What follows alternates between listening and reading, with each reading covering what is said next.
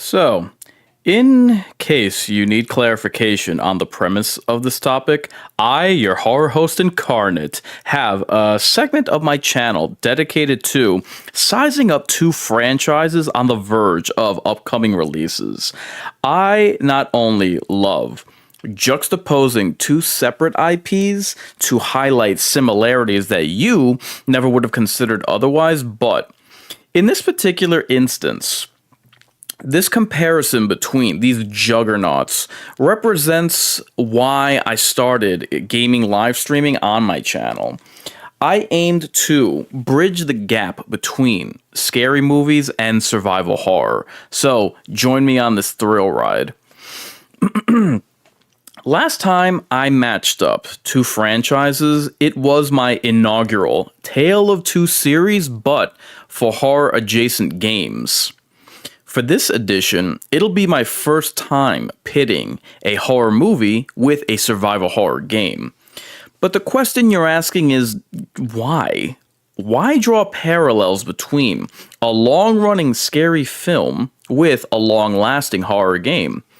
Well, what if I told you that February 26, 2026 wasn't the first time that these two titans of terror shared an identical launch date? What if I told you that release year that they have in common was when each franchise first debuted? What if I reminded you that Scream and Resident Evil are celebrating the same 30-year anniversary for their franchises? This nicely sets the table for our first comparison. So, without further ado, gamers and horror fans alike, I now present to you a Tale of Two series, Scream 7 versus Resident Evil 9 Requiem. We start at the beginning with their individual legacies. The year was 1996. The Spice Girls had topped the charts on their debut. The Bulls were kicking off what would be their three-peat. Disaster movies like Independence Day and Twister had redefined the summer blockbusters. But on the horror side, Two Little Engines That Could were about to take the world by storm.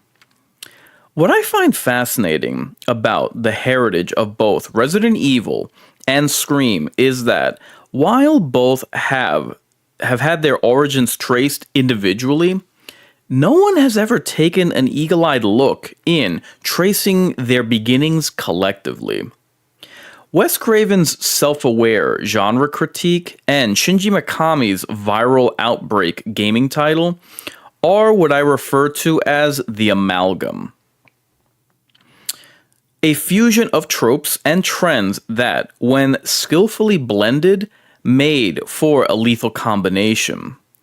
While it would be easy to write off Scream as an homage to 80s slasher films, if we're looking at direct influences, what set the stage for this mid-90s film included key ingredients like the breaking of the fourth wall self-referential tone of Friday the 13th Part 6 Jason Lives, the killer on a phone premise of 70s early slasher films like When a Stranger Calls and Black Christmas, the teen-focused interplay of 80s comedy The Breakfast Club, horror within small towns like A Nightmare on Elm Street and The Town That Dreaded Sundown, Jamie Lee Curtis's horror fearography like Halloween and Prom Night. So, as we can see, it has very much that it owes its horror legacy to. So very much went into the key ingredients for this film. Similarly, on the gaming front, again, it'd be easy to simply label that Resident Evil games are the heir apparent to the George Romero of the Dead films, which they are, but fear runs so much deeper for this viral gaming classic. You have to understand that there were plenty of zombie games before the New Kid on the Block RE arrived. Zombie Ate My Neighbors, Maniac Mansion, hell, Zombie Raid came out 1 year earlier in 1995. So, what was that special sauce that engineered the T virus that allowed it to stand out from the horde?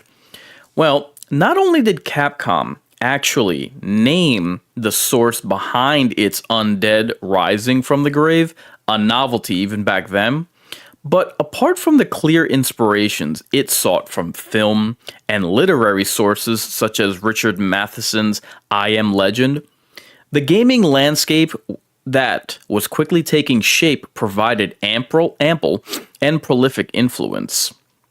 Sweet Home 1989 included the mansion setting, limited inventory, puzzle solving, and the horror theme. Alone in the Dark 1992, the granddaddy of them all, provided the technical blueprint for RE with its fixed camera angles and pre-rendered backgrounds, also including a mansion location and zombie enemies, by the way. To say that Capcom had its pick of the litter would be an understatement. The pump was certainly primed for Resident Evil to bring these elements together and deliver a landmark interactive experience, not just for scary games, but gaming in general. Resident Evil stands as not only the father of fear fiction in gaming, but, as we all know, coined the phrase that officially christened the genre, survival horror. As previously mentioned, while these backstories for Scream and Resident Evil have been separately traced, it's wild to me that no one has ever given these two milestone properties a side-by-side comparison, considering how alike they parallel each other, and especially since they released in the same year. But fear not, that's why my channel exists. Remarkable is how each property differs in their approach with combining elements of past influences. While Resident Evil was established with its undead tongue firmly planted in cheek, Jill Sandwich anyone?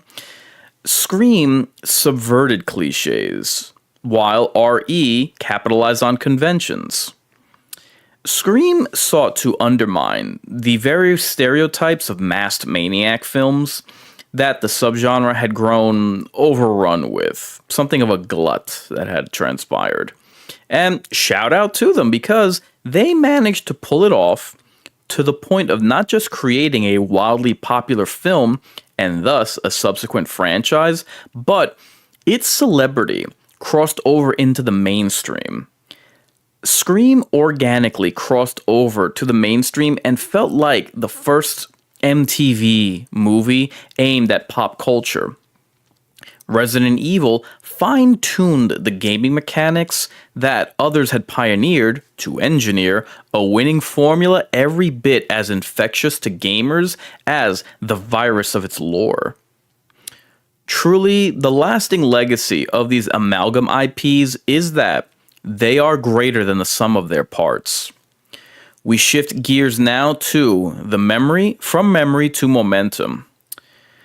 Now, see what a nice introduction I put together? Now, why did the recent outputs from both franchises have to go and ruin it? Honestly, it is such a sad indictment on both series that they have together fallen so far, so hard from grace. With big budgets and improved graphics, I'm sorry to say that creativity and risk-taking have been thoroughly lacking for both Scream and Resident Evil. Since this video is not a deep dive of every entry in each franchise, let's keep it simple, stupid. What say we take a gander at the previous two entries in each and see what the series has amounted to. When I think of Resident Evil output, the sad truth is that in my not so humble opinion, the reason why the franchise has sustained itself over the past 9 years is that it's been able to overcome mediocre sequels such as 7 and 8 Because it has been riding off of the remakes of 2 and 4. Because the franchise experienced an identity crisis in the pursuit of action crossovers like RE5, 6, and Umbrella Corps, things were looking mighty desperate for Capcom. Their golden goose was looking like a wild goose chase if they ever thought that they were going to reclaim their glory days.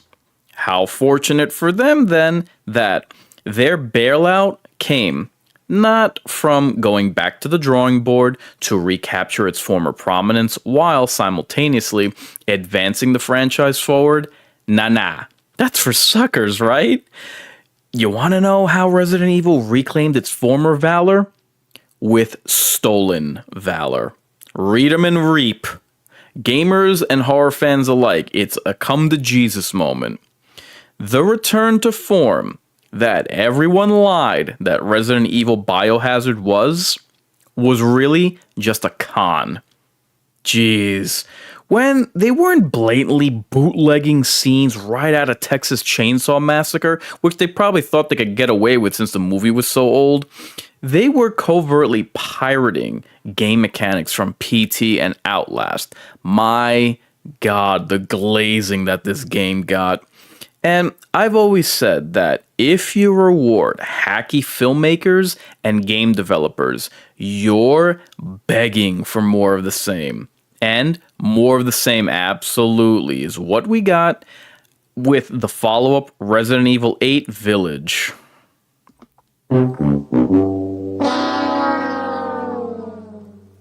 What a festering pile. What didn't RE8 rip off? That's the question. If you want Lady Dimitrescu to play the Blood Countess and her daughters are the 3 brides of Dracula, fine. But correct me if I'm wrong, but wasn't RE4 technically Resident Evil Village? I say technically because Capcom lazily reused code and materials from Village for the Resident Evil 4 remake. So now this snake is just eating its own tail. Back to RE Pillage. They have a merchant character, just like Resident Evil 4. The first area takes place in a mansion. Sound familiar? They recycle the hallucination scene with inanimate objects from the discarded, originally scrapped RE4 game. This time with dolls. Hell, they put dolls in a Resident Evil game because the Annabelle movies had come out. RE8's ripoffs were so blatant, Capcom got sued by the director of Frankenstein's Army for the Heisenberg factory scene that they stole both monster and settings from that zombie film. And good for them. Far be it for the mainstream to acknowledge this at all or follow up on that story, let alone notice that level of flagrant thievery. that flagrant thievery that just went casually unnoticed by they damn selves. As the face of survival horror, you really shouldn't have to resort to plagiarism, especially to a level this egregious. Let me put it this way. Doom was founded as Evil Dead meets Alien. You don't see them constantly stealing from other franchises, let alone the ones that it was founded upon. Don't assume for a second that this leaves Scream off the hook. Oof. The writers of Vanderbilt and Busick suck. How they've gotten away with pinching out 2 lackluster sequels by themselves is anyone's guess. Scream 2022 not only vomited obnoxious exposition for the almighty movie requel, but much like Star Wars, The Force Awakens, and Jurassic World, they basically packaged you the same story from Scream 1996, just with legacy characters to mask the foul taste of new cookie-cutter Zoomers. It's never a good thing when you're rooting for the killer, particularly when the meat sacks that he's targeting are comprised exclusively of hair dye and pronouns. We'll get to that in a second. When I tell you Scream 5 rips entire scenes right out of the 1996 original, the only thing spinning faster than your head is Wes Craven in his grave. Next. Oh, Scream 6. Oh boy. A change in venue to the Big Apple did precious little to change up either the slasher stereotypes, the franchise's formula, or the staleness in this sequel story. I'll spare you the gory details of this dud and whittle down this watered down washout to three major failings. Number 1. Scream 6 managed to outdo the lameness of the villain reveals of both Screams 2 and 3 by inadvertently combining them. Number 2. The prestige they attempted around their core 4 group of teenagers that they hoped would inherit the franchise failed. Seriously, no one cared about the leading lady, the meathead jock, Jenna Ortega, or Mindy turned Morgan Freeman. Honestly, child, what was up with that haircut? You don't have much in the looks department or personality, to be honest, so you opted to give your hair a chop so you're even worse to look at. Yes, you are offensive to all 5 senses. Number 3. This sequel was so bad that they actually killed death. You heard that right. The cardboard cutouts called characters would get utterly skewered one scene. Just to follow this up with a hand over their gaping wounds, just to forget they had been stabbed moments later. Storytelling at its finest, folks. You know, killing murder is pretty impressive feat for a slasher film. All that has been proven from these 2 lead-ups to Scream and Resident Evil is what's new isn't good, and what's good isn't new. While I refuse to believe that there aren't new and exciting stories to be told in either franchise. What I can tell you for certain is that their current handlers are not equipped to tell them. Let's move on to characters. Look at how both franchises have utterly failed to create new and interesting characters. RE9 is more of a sequel to RE2 and 4 remakes with the return of Leon Kennedy than having to do with the events of either RE7 and 8.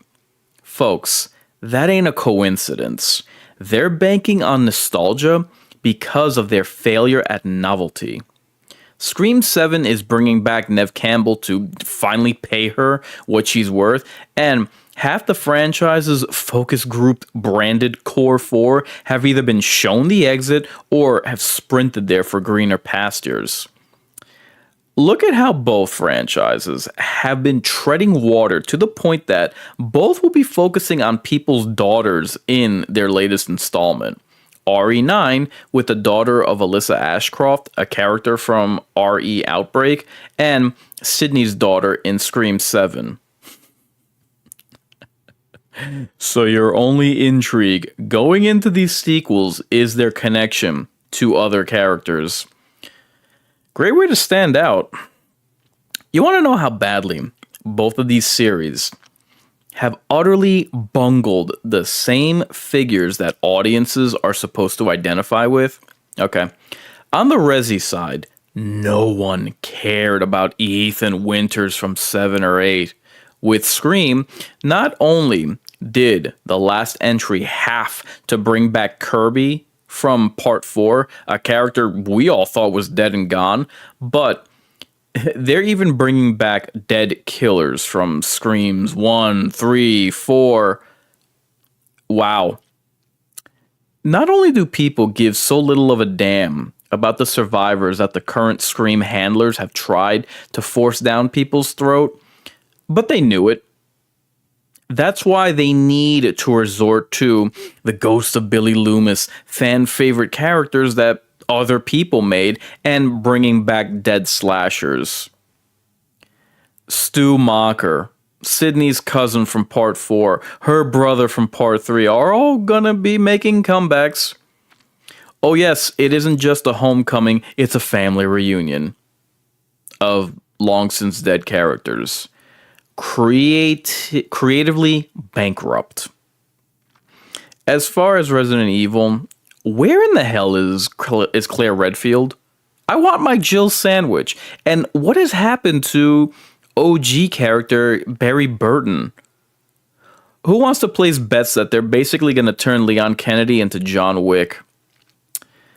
On the social media posts for Scream 7 is where the Mindy character has assured us that she will be introducing herself under the she/they pronouns.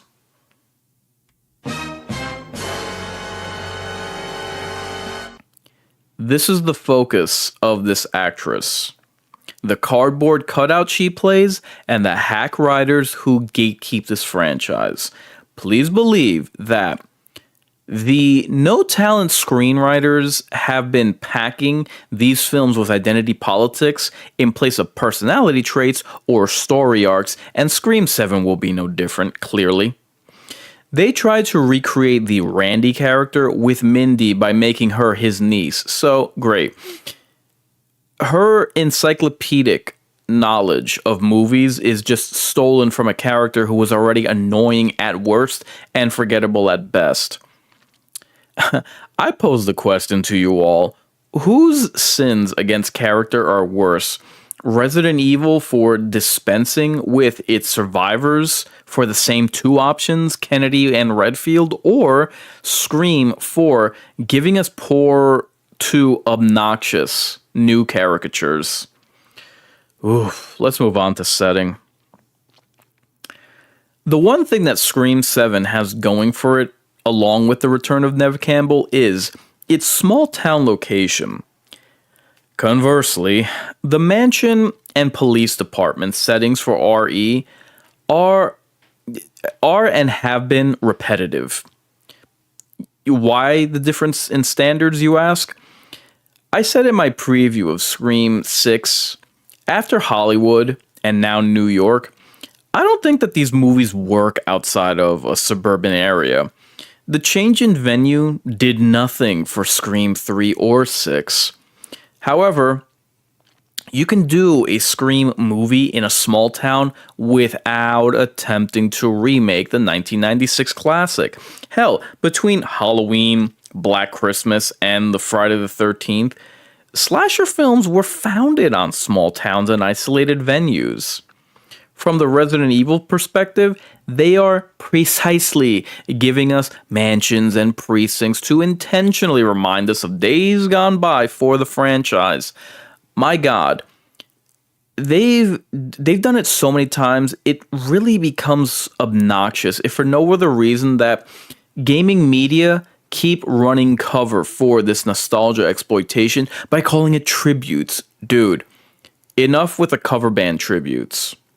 If Resident Evil's a globe-trotting sci-fi horror franchise, give me unique settings in foreign lands and interesting test facilities. It's your job to create these memorable environments, not mine to champion your laziness. So that brings us to one of my closing chapters regarding what's in store. What do we have on the horizon for Scream 7 and Resident Evil 9 Requiem? Well, in case you've missed the common thread running through these observations, the tale of the tape for this Tale of Two series is redundancy.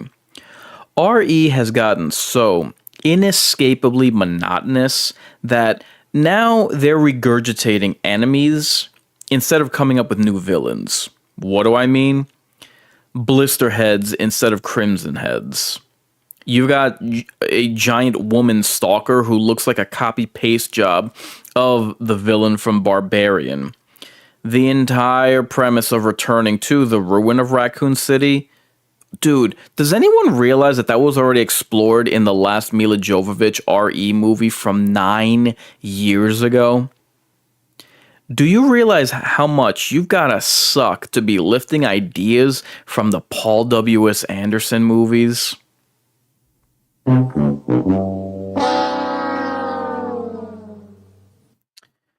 This is just what the demo and the trailers have shown us. Trust and believe, there will be plenty of callbacks and member berries in Resident Evil Requiem, especially once you return to Raccoon City. With regards to Scream, I mean, the opening teaser said it all. You have a murderer, you have a murder take place in either the original house at the end of the first movie, or it's just a recreation. We already saw this in Scream 3. It looks like they're going for more bombastic kills, which we also saw in Scream 3. The funniest thing about this latest trilogy, as well as the current regime in charge of the franchise, is that no one talks about Scream anymore. I'm talking about in the mainstream. For all its pop culture references and attempts to appeal to modern liberalism, these movies have zero mainstream resonance, and for a franchise whose founding film was filled to the brim with trendy topics and postmodern vogue, it's a sad indictment that they're hopelessly out of touch. Unfortunately, for these latest sequels, the return to the scene of the crime is a penalty worse than death. All we're getting is repetition disguised as homecomings. Look, these two franchises represent genres that I hate. Zombies and slashers are at the very bottom of the totem pole as far as I'm concerned. I'm not interested in either, but that's referring to the subgenre.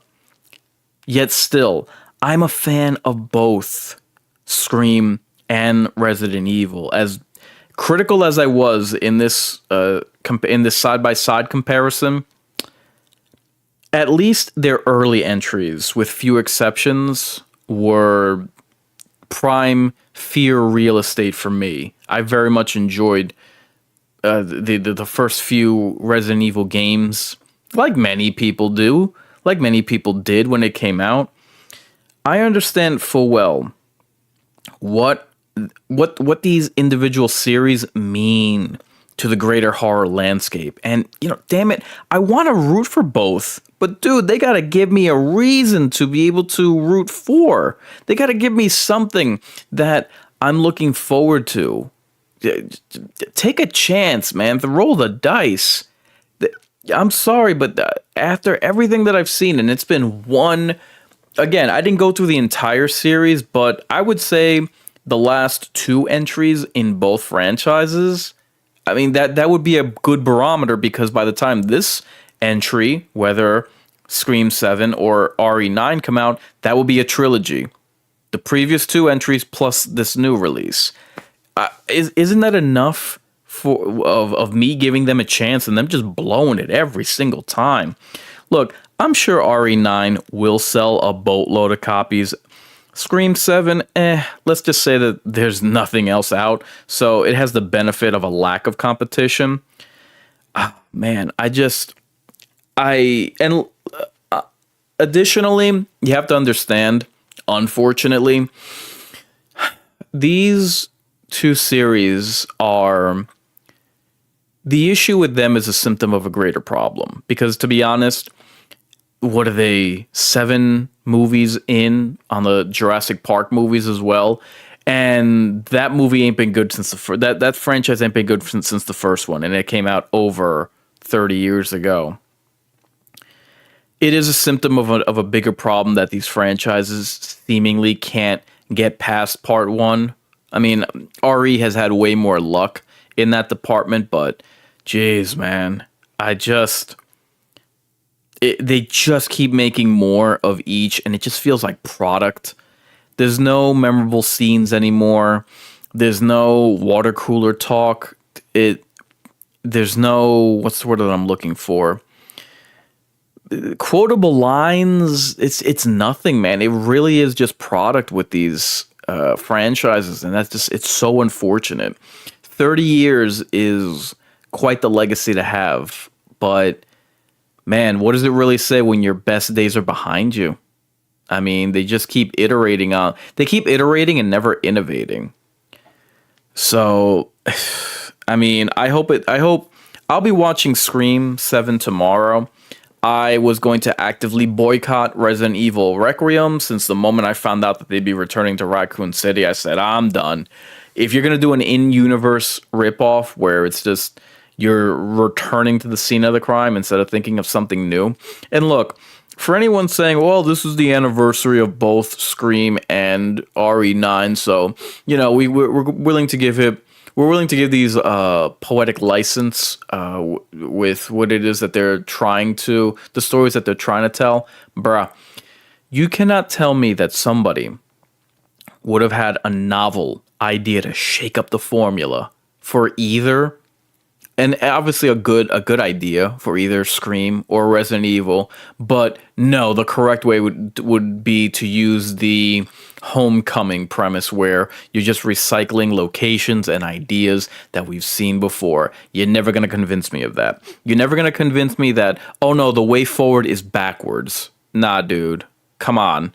Like, they obviously want to keep making these games and movies. So, like, why is it that you'll always have these people that come to that step up to the plate? Oh man, I'm such a fan of insert this franchise, and it's like, yeah, you're such a fan that all you do is recycle what we've seen before, and we've seen this in the Halloween movies. They tried it with Terminator.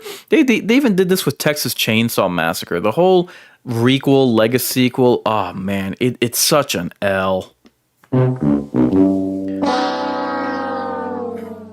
So, like, I don't want to be negative. I don't want to be a downer with these. Like, unfortunately, this is the first time I've ever done a Tale of Two series where I'm just not into either. So, I mean, even one of the first times that I did, when I officially christened it a Tale of Two series, I did a comparison between Scream 6 and Evil Dead Rise. At least it was one of them that I liked, and, you know, with good reason, but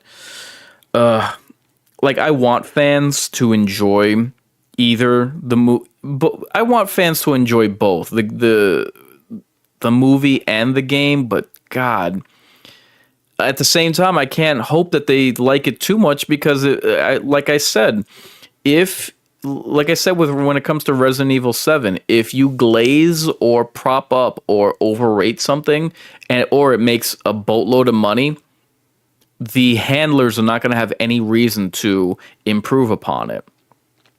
So, these have been my thoughts. I do hope that you've enjoyed it. Let's take a look at some coming attractions.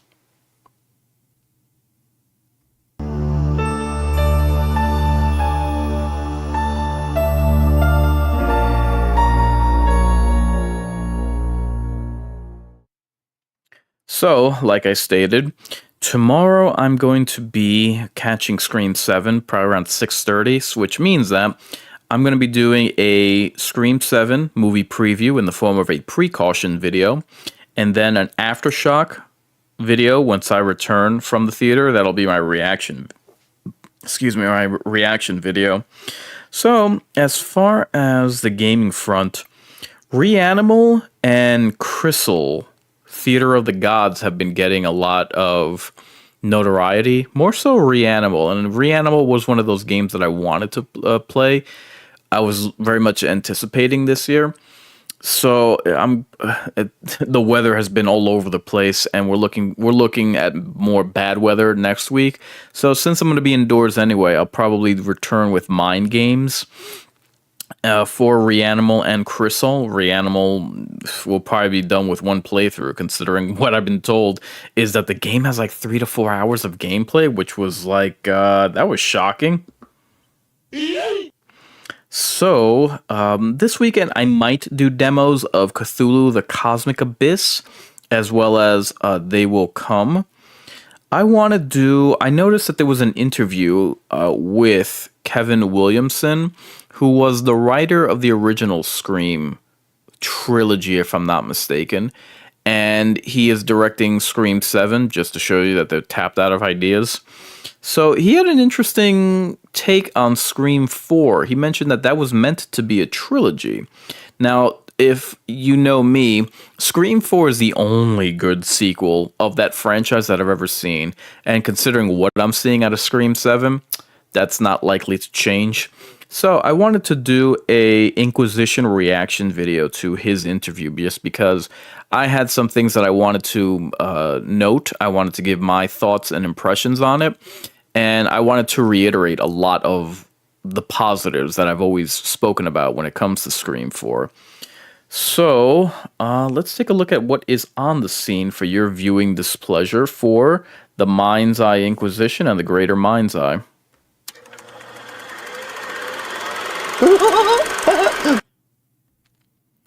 So, like I mentioned, this episode was not the only time I've ever done a case of, or an instance of, a Tale of Two series. Last year, in the summer, I did a Tale of Two series comparing the upcoming Gears of War prequel with Doom the Dark Ages. And the inaugural Tale of Two series was Evil Dead Rise versus Scream 6. I had done something of the beginnings of a Tale of Two series. It wasn't called it back then, but please check out my comparison between horror movie prequels. I compared The Orphan Kills with Prey, the Predator prequel. Therefore, I hope you'll join me tomorrow. I will be doing, as I mentioned, a preview as well as a reaction video to Scream 7. So, I've been Inkarnate reminding you, I ain't just a big deal, I'm the real deal. If you're resigned to your fate, time to subscribe to your fears.